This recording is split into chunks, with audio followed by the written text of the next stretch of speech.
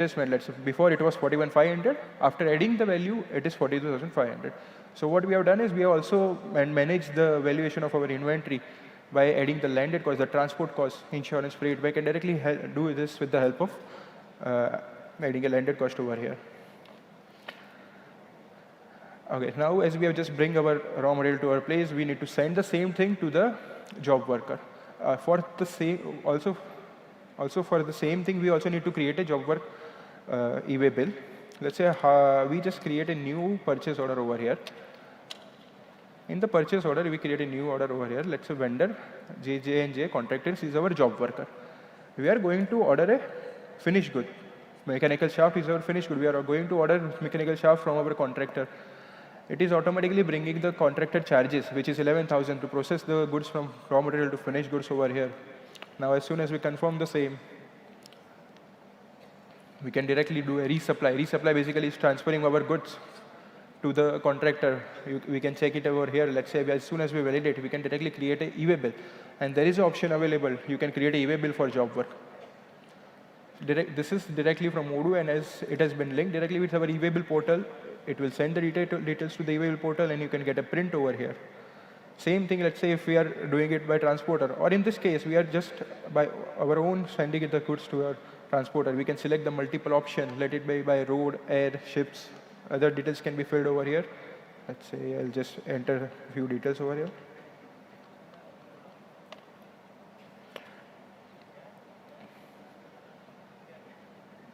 Similarly, on creation of e-way bill, you will get the same format which is available. All the details will be filled. You can use this print as a e-way bill copied for your transport of the job worker. Now, when the job work is done, let's say he is going to give us the finished goods back to our place. Okay. Now, as we are just going back to our purchase quotation here, we have just done the resupply. And now, as the product is ready, we are going to receive it back. You can check over here, receive the product.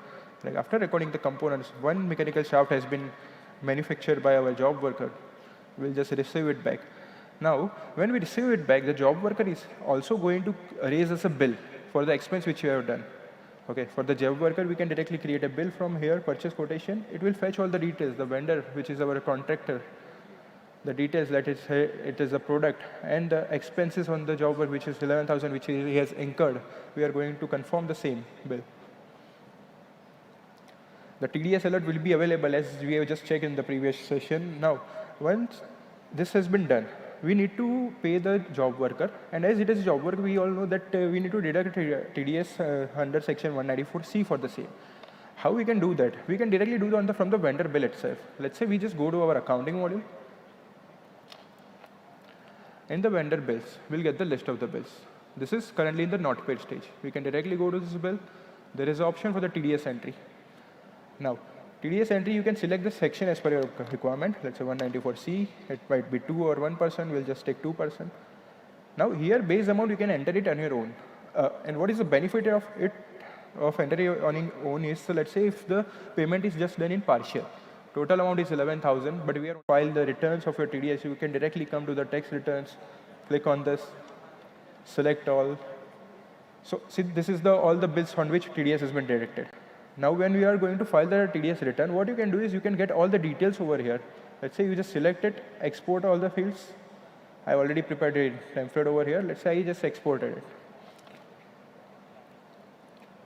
Basically, you can get all the details. Let's say the number, invoice number, the date, the partner name, pen name, base amount, section, under which TDS has been deducted, and the amount of the TDS. So with the help of this, you can easily file your TDS return as well.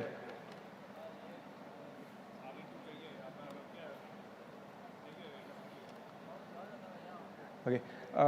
Okay, one more thing which is really important right nowadays, which is the MSME, the list of the bills for the vendors which are listed under MSME. You need to pay the same within the period of 45 days, or the list of the bills for which expense has been done will not be able to allow as a deduction in the current year. So how you can identify which is the list of the bills over here which are registered under MSME? That also can be available. Let's say there is a reporting available for age payable report. In age payable, there is an option, you can change the number of days over here. Let's say if you just want to see the number of days for that 1 to 45, how many of the bills are above 45, you can select the text bracket of 1 to 45. As soon as you select the text bracket of 1 to 45, it will give all the list of the bills which is above 45. One more thing, let's say in the partners, there is option for the tags. Here you can mention that which tag you want to apply. Let's say you want to see the vendors which are registered under MSME, you can select the MSME tag. So currently you can see there are multiple vendors available. As soon as I select MSME, only the limited vendors which are registered under MSME will be available over here. Now let's say there is one of the bill which is under the bracket of 1 to 45. We know that if we are not going to pay the same, it will not be allowed as an expense. What we can do is we can directly go to the bill from here. We can check the details and we can make the register of the payment by going to the age payable report which we just checked, and we can just comply with the list of the MSME bills to make the payment within 45 days. Okay, as we have just done the purchasing, manufacturing, everything, now it's time to sell our products into the market. Let's say how we can do the same. Same thing, as we have created a purchase order for purchasing our market, for importing the goods, we can also sell the same thing. We just need to go to the sales module. We can create a new quotation, select the customer. Let's say I'm selling the same to the Trade India, which is Infocom Private Technologies. I can select the products, which is our finished goods. We are selling mechanical shaft. It will fetch all the details. Let's say the unit price, which we have set over there. The taxes, it has automatically converted the taxes into IGST, as the seller is in other state than the company which is registered over here.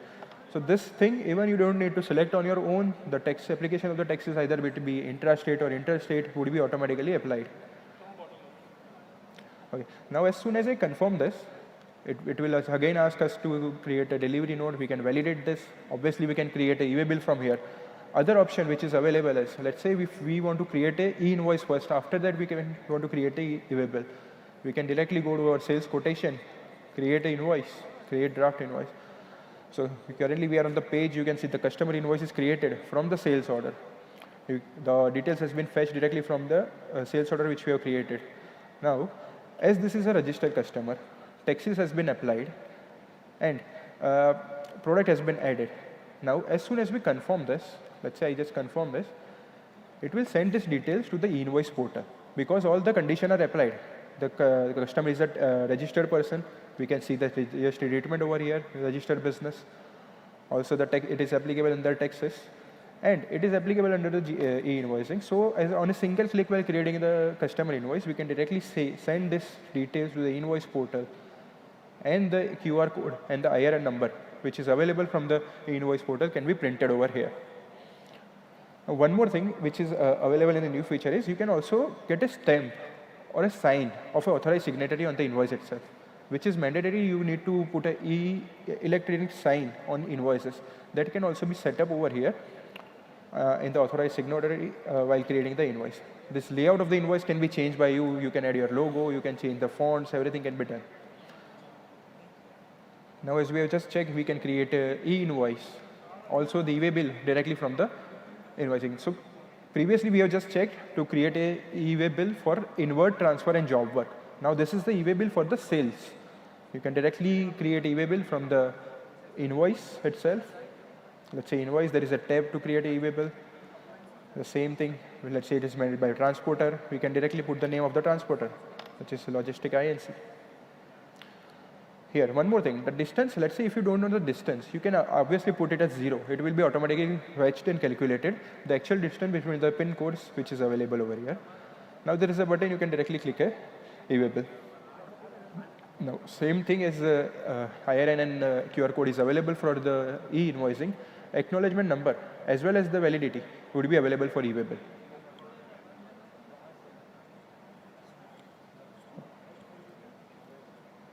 Okay.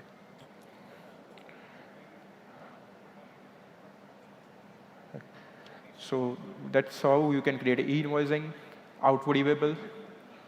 The second thing is the TCS report. TCS also, we have also already created taxes for which you just don't need to create a manual entry for passing any TCS entries. What you can do is if invoice is going above 50 lakhs, let's say I'll just take any random customer for now. I'll just add the product over here. It's 100 of this. If it is going more than 50 lakhs, what you can do is along with the GST, you can directly apply a TCS over here.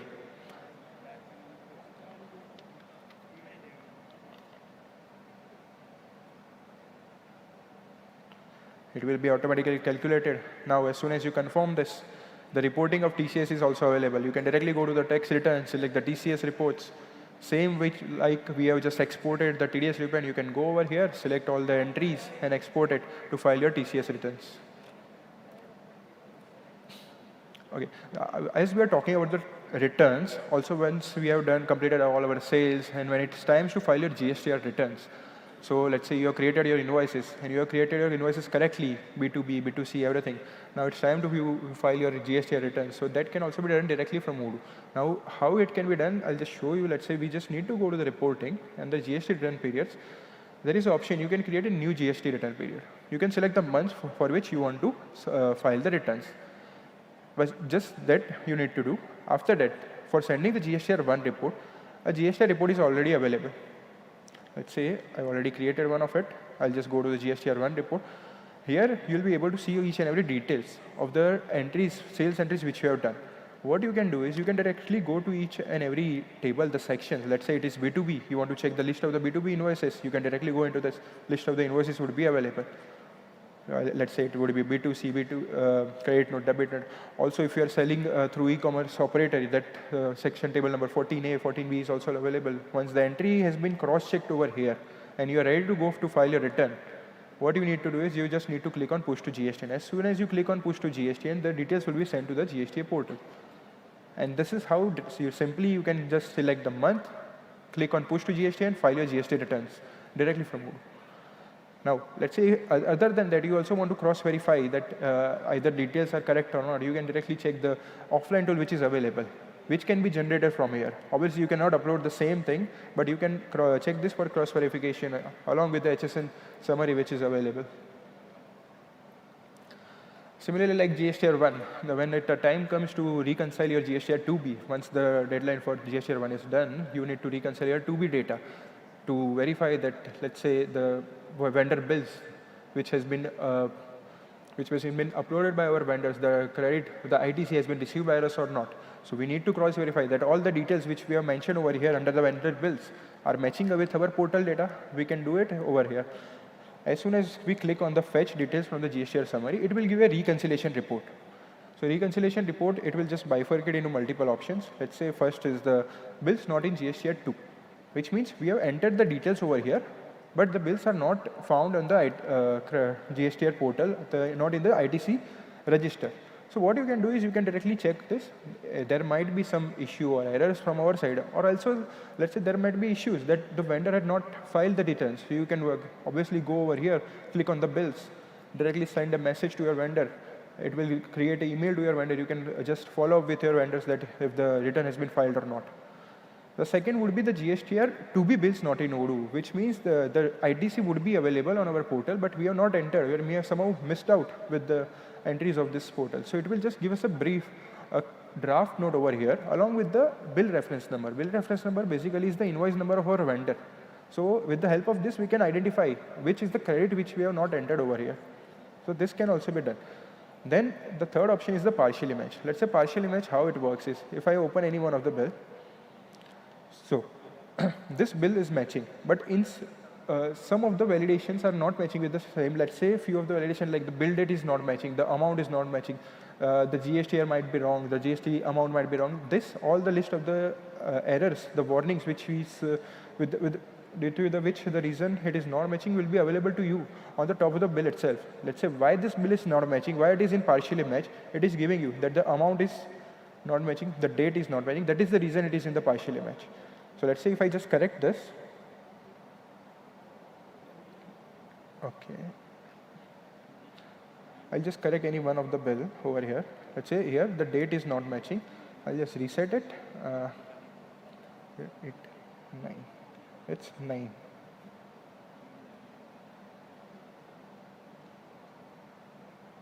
Okay. Now what I can do is once the correction has been done, what I can do is I can rematch the same. So reconciliation report will be generated again. And when we go to check the reconciliation report, you will be able to see all the details in your full image. reconciliation report. So here also easily you can just reconcile your to be status. Once the reconciliation has been done with the to be, you'll be able to see the GST report over here only and only after GST to be has been done. Okay. Simply, that's how you can directly file one, reconcile to be, and also check their GST 3 report. Depreciation. Okay, so let's say if you're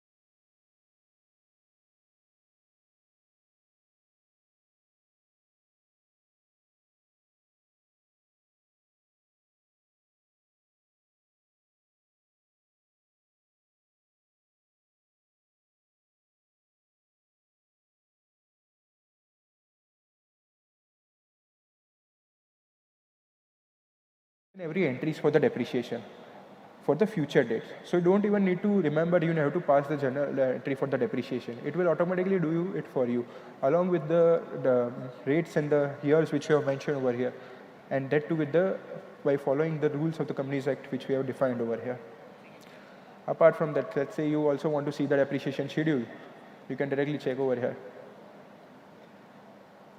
You can check the list of the invoice, the list of the assets which is available, the date of the acquisition year, the number of depreciation, the original value, as well as the depreciation and the book value. Now, let's say you also want to see the rate of the depreciation in some future years. Let's say at the end of the December, I want to see the amount of the depreciation and the book value of my asset. How I can do is I can directly select this and check with the draft entries. So you'll be able to see at the end of the December, my book value would be 45,435 for the asset which I have purchased for 50,000. Okay, once all of this is done, obviously we are going to check our balance sheet, profit and loss, and that to real time. We are not going to rely that once the invoices has been recorded, bills has been recorded, after that we are going to create our balance sheet reporting. No, we can directly go to the reporting, balance sheet. So I'll just zoom out a little bit. Okay, so the balance sheet is available. This is real time. As soon as you create an invoice, as soon as you make any payments, it would be reflected over here. So real time financial position would be available. Also for the profit and loss, the real time data of the opening of the sales, sales expenses which you are doing would be available over here. Now, apart from that, let's say you want to compare for the previous years. You can also put a comparison period over here. As soon as you click on the comparison period, if the data is there for the previous year, it will give you a comparison profit and loss as well as balance sheet. So this is for the comparison. Now, let's say if I am operating into multi-company or multi-branch functionality, I want to see a consolidated balance sheet over here. How I can do is, let's say I am creating multiple companies. What I can do is I can just select all of these companies if I want to see the consolidated balance sheet, and that's it. So as soon as I've selected all this, all the details, all the balances, all the transaction of each and every company has been consolidated over here, and that too after considering the conversion rate of the currency which we have mentioned.